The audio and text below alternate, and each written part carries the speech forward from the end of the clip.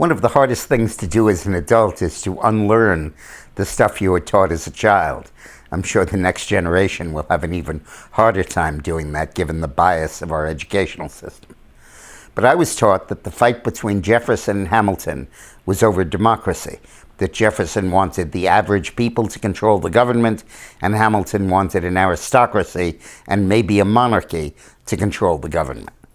But a close analysis of their fighting indicates that that really was not true. Hamilton made a stray comment at the Constitutional Convention, which has been interpreted as supporting a monarchy, but he never said that, and he fought vigorously for the ratification of the Constitution, far more vigorously than Jefferson ever did, precisely not to have a monarchy and not to have an aristocratic system of government. The core difference between the two of them was their vision for the future of the United States. In fact, Jefferson debased the wage system, which was the only way that people could work their way out of poverty or change their status in life. And he did that by basically supporting slavery and permitting slaves to exist in the United States, which meant that nobody could really work for a living for a wage because there were 5 to 10 million people who could be forced to do the same job completely for free.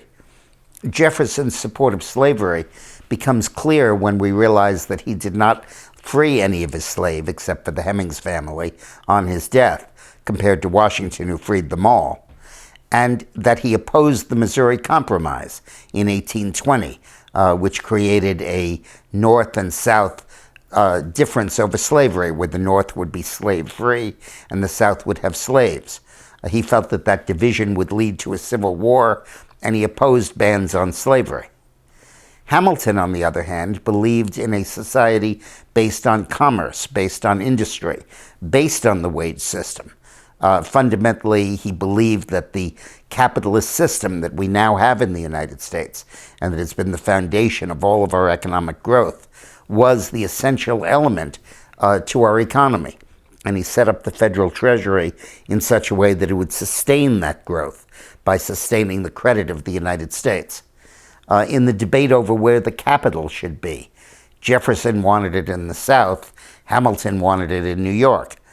Jefferson felt that to have the capital at the center of global finance, or American finance, would make capitalism and the monetary system and banks dominant in the United States.